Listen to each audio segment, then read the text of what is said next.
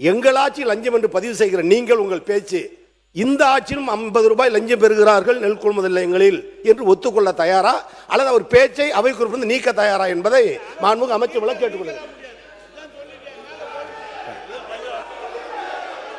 பல நடவடிக்கை மேற்கொள்ளப்பட்டு வருகிறது. இதை களைவதற்கு பல நடவடிக்கை மேற்கொள்ளப்பட்டு வருகிறது என்பதையும் தெரிவித்துக் கொள்கிறேன். சார் ஒரு நிமிஷம். எல்லா உறுப்பினர்களும் சொன்னார் 40 ரூபாய் 50 ரூபாய் லஞ்சம் பெறப்பட்டது கடந்த கால ஆட்சியில்னு சொன்னார். அவர் நேரடியாக ஆய்வுக்கு சென்ற போது இப்போதும் அங்கு வாங்கப்படுகிறது என்று நம்முடைய முன்னாள் அமைச்சர் அவர்கள் சொல்லியிருக்கிறார். கொஞ்சம் நீங்கள் பேசும்போது நாங்கள் கேட்டுக்கிட்டு இருந்தோம். நாங்கள் சொல்லும்போது நீங்கள் கொஞ்சம் கேளுங்க.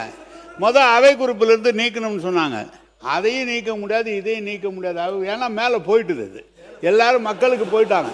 யார் எங்கே இருந்தாலும் நீங்கள் வாங்கினாலும் மக்களுக்கு தெரியுது. அதை இல்லைன்னு மட்டும் சொல்லாதீங்க. வணக்கம்.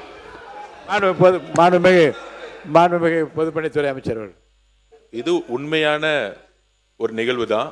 விவசாயிகள்கிட்ட இருந்து 40 ரூபாய் கொள்முதல் செய்யும் பொழுது வாங்கியது உண்மைதான். நம்ம பூண்டி கலைவாணன் கூட ஒரு பேட்டியிலே சொன்னார். அதை அப்போ பயங்கரமான விமர்சனங்கள்லாம் வந்துச்சு. இப்போ அவருக்கு பதிலுரையில் அதுக்கான தீர்வு என்னன்னு கொடுக்க போறாரு. அதாவது இது எந்த அரசு கொண்டு வந்தது, யாரு செஞ்சாங்க, இவங்க பண்ணாங்களா? ஒரு நிமிஷம் நில்லுங்க. அவரு ஒரு நிமிஷம். அவரு இது அரசியல் மேடை அல்ல, விவசாயிகள். ஒரு நிமிஷம் அண்ணன், சீனியர்களுக்கு தெரியும். விவசாயிகள் இன்னைக்கு தினமும் சந்திக்கக்கூடிய பிரச்சனையை மாண்புமிகு அமைச்சர் சொல்லிட்டு இருக்காரு. ஒரு கட்சி வாங்கினாங்க, அது அரசியல் மேடையில் வச்சுக்கலாம். சட்டசபையில மரபு மீறி நாங்க பேசல. அதுக்கு தீர்வு இப்பயும் தொடர்கிறது. அதுக்கு தீர்வு என்ன செய்ய போனுங்கிறத அமைச்சர் சொல்லுவாரு.